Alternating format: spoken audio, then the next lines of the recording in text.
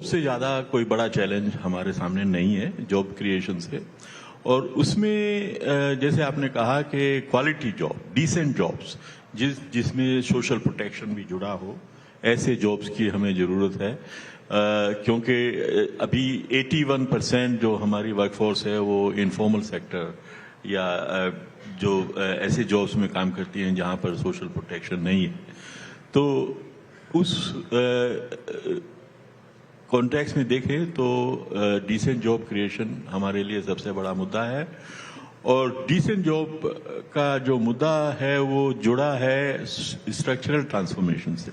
हमारी अर्थव्यवस्था की आप जानते हैं कि पहले एग्रीकल्चर में 50% हमारा शेयर होता था, मतलब एग्रीकल्चर का शेयर हमारी जीडीपी में 50% या आधे से ज़्यादा होता था।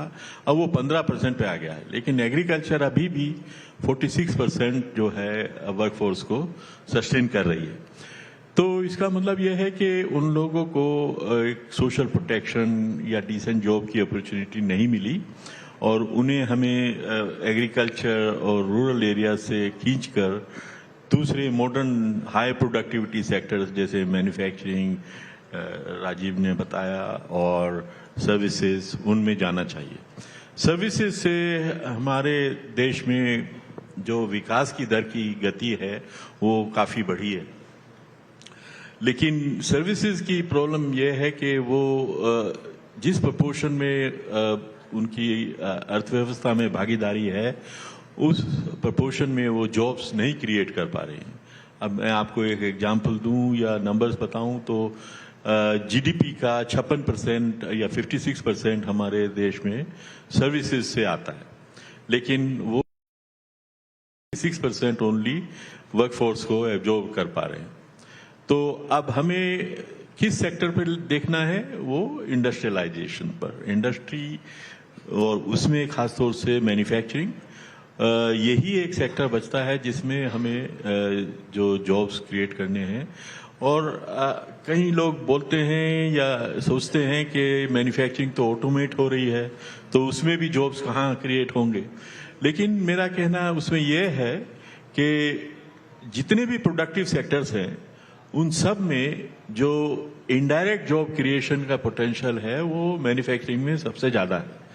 तो फॉरवर्ड लिंकेजेस या बैकवर्ड लिंकेजेस की बात करें तो सबसे ज़्यादा मैन्युफैक्चरिंग सेक्टर में ये जॉब्स होते हैं क्रिएट। तो अगर हम total job created from manufacturing को देखें तो वो सबसे ज़्यादा अभी भी इन स्पाइट ऑफ ऑटोमेशन वो है। और ऑटोमेशन तो एआई की वजह से सर्विसेज में भी होने वाला है। तो सर्विसेज सेक्टर में जो सॉफ्टवेयर में भी अभी एआई की वजह से और भी जॉब्स कम होंगे। तो हमें मैन्युफैक्चरिंग का पूरा पोटेंशियल यूज करना चाहिए। और दूसरी चीज़ मैन्युफैक्चरिंग की खास बात यह है कि जैसे हम मैन्युफैक्चरिंग बढ़ाएंगे या तो उससे एक्सपोर्ट बढ़ेगा या इंपोर्ट सब्स्टिट्यूट होंगे, तो दोनों ही तरह से हमारे जो फॉरेन एक्सचेंज की बचत या फॉरेन एक्सचेंज की अर्निंग बढ़ेगी। जो बैलेंस ऑफ पेमेंट की समस्या अभी दिख रही है, जो वॉर के कारण, ऑयल प्राइसेस के ऊपर जाने के कारण जो दिख रही है, रुपी पर जो प्रेशर है, वो सब चीज़ें मैन्युफैक्चरिंग को एक्सपेंड करने से, या वो एक्सपोर्ट के लिए करें या डोमेस्टिक कंजम्पशन के लिए करें, तो वो एक हमें उसका फ़ायदा होगा। और तीसरी चीज़ अब जो दिखाई दे रही है कि मैन्युफैक्चरिंग जो है कि उसकी स्ट्रेटेजिक इम्पोर्टेंस बहुत ज़्यादा बढ़ी है। अब जैसे चाइना ने अपनी मैन्युफैक्चरिंग कैपेसिटी बहुत बढ़ाई और वो मैन्युफैक्चरिंग हब बन गए हैं दुनिया के, विश्व के, तो उसका वो फ़ायदा उठा रहे हैं और कई बार उसको वेपनाइज करने की भी कोशिश करते हैं कि हम इस चीज़ को आपको एक्सपोर्ट करेंगे या नहीं करेंगे। जैसे रेयर अर्थ मेटल्स, मैग्नेट्स की बात हुई पिछले साल, उन्होंने कुछ रेस्ट्रिक्शंस लगाई, तो हमारी सप्लाई चेन्स में उसकी वजह से काफ़ी व्यवधान या डिसरप्शन हुआ। तो आई थिंक मैन्युफैक्चरिंग के ऊपर ध्यान देना हमारे तो इसमें सर 2047 जब हम विजन बात के लिए। करते हैं मैन्युफैक्चरिंग की, तो इससे अगला जो सवाल उठकर आता है, चाइना को तो हम थोड़ा अलग कर देते हैं क्योंकि एक अलग तरीके का देश है, हमारा देश एक डेमोक्रेटिक कंट्री है, तो बहुत सारी चीजें हम चाइना की रेप्लिकेट नहीं कर पाते। लेकिन उसके बाद कई विद्वानों में एक बहस होती है कि हमें अगर एक मैन्युफैक्चरिंग इकोनॉमी भी बनना है तो किस तरह की बनना है, क्या हमें मलेशिया मॉडल पे जाना है जहां पर हम एक मैन्युफैक्चरिंग हब बनेंगे, लेकिन किस आधार पे? सस्ता लेबर, सस्ती जमीन, सस्ता पानी, ये एक तरीका हो गया। दूसरा तरीका है कि आप कोरिया मॉडल अपनाएंगे जहां पर आप इनोवेशन में पैसा खर्च करेंगे, जहां पर आप एक्सपेरिमेंटेशन पे पैसा खर्च करेंगे, जहां पर आप अपने ब्रांड्स बनाएंगे बड़े बड़े और एक अपनी एक जगह बनाएंगे। इंडिया को लवीश सर कौन से रास्ते पर जाना चाहिए? क्योंकि मलेशियन इकोनॉमी की टाइप में दिक्कत यह है कि आपसे सस्ता कोई आ गया तो आप रिप्लेस हो जाएंगे, लेकिन अगर आप कोरियन टाइप में जाते हैं तो आप अपना एक ब्रांड बनाएंगे एज ए कंट्री। इंडिया को कौन से रास्ते पे जाना चाहिए? पहले तो शुक्रिया। तो मैं थोड़ा सा व्यूज इसमें अलग है। आपको उस रास्ते पे जाना चाहिए, कोई भी रास्ता ठीक है, कोई दिक्कत नहीं है आप, पर कौन से रास्ते में आप ठीक से चल सकते हैं। आपको अगर इंपोर्ट सब्स्टिट्यूशन वाला रास्ता चलना है, अगर आप में क्षमता है तो आप वो भी कर सकते हैं, लेकिन क्षमता नहीं है तो वो नहीं चलेगा। सेम थिंग आप कोरिया भी कर सकते हैं, आप जापानीज मॉडल कर सकते हैं, आप चाइनीज मॉडल कर सकते हैं, कोई भी, लेकिन आपकी क्या कैपेसिटी है, हमारी सरकार में क्या कैपेसिटी है, कि क्या टेक्निकल एक्सपर्टीज है कि उस टाइप की फाइन ट्यूनिंग ऑफ पॉलिसीज वो कर सकें।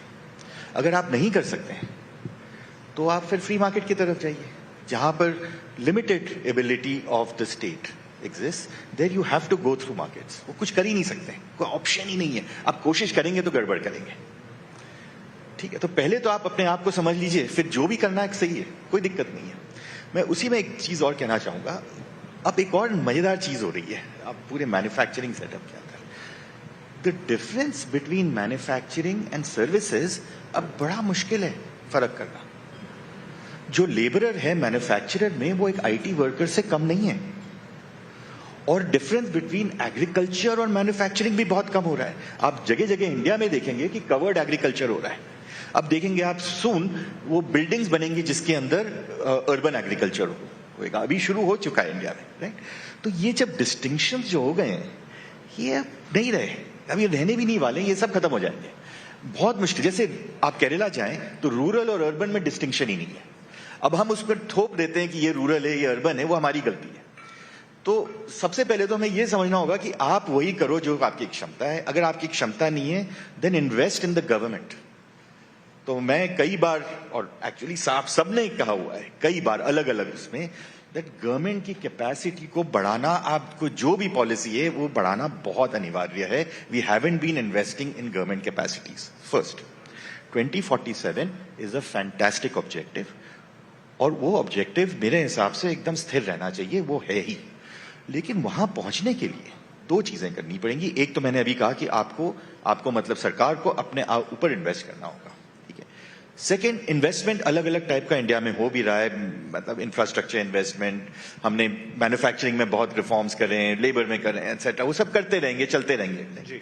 लेकिन जो मुश्किल काम होता है, जहां पर एक कंसेंसस बनने की जरूरत होती है, वहां पर हम वीक पड़ जाते हैं। किस तरह का कंसेंसस? सबसे पहले एग्रीकल्चर के अंदर बहुत जरूरी है।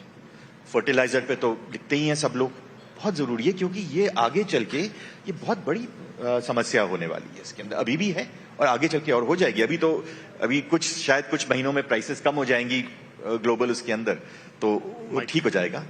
लेकिन एक समय ऐसा आएगा कि लो प्राइसेस पे भी बहुत ज्यादा सरकार का खर्चा इस पूरे डोमेन में जाएगा। We have to understand, recognise it, लोगों के साथ शेयर करना पड़ेगा, ये तो बदलना बहुत जरूरी है। तो ऐसे कई दो चार चीजें हैं। एक और मैं कहूंगा, एक इनफॉर्मल सेक्टर की बात होती है, वो हम उसको सोच सकते हैं कि हमारे लिए बड़ी प्रॉब्लम है, पर हम ये भी सोच सकते हैं हमारे लिए बहुत बड़ी अपॉर्चुनिटी है।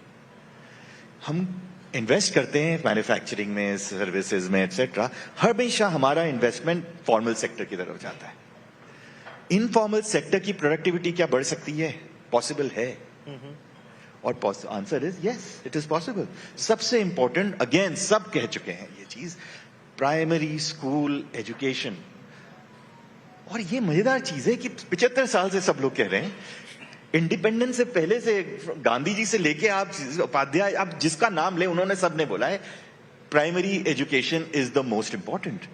और समहाउ हम कर ही नहीं पाते हैं। तो मुझे ये समझ नहीं आ रहा है कि हम कर क्या रहे हैं 2047 के लिए ये इन्वेस्टमेंट्स। तो आई थिंक राजीव सर, हमको बहुत मल्टीपल अप्रोचेस लेना पड़ेगा। सर कह रहे हैं प्राइमरी एजुकेशन, ठीक है, आपने प्राइमरी एजुकेशन को अच्छा किया, लेकिन उसके बाद रिसर्च जिसकी बहुत जरूरत है हमें, उसके बिना आज के इस कॉम्पिटिटिव वर्ल्ड में शायद सर्वाइव ना कर पाए। तो प्राइमरी एजुकेशन अच्छा कीजिए, कॉलेज एजुकेशन अच्छा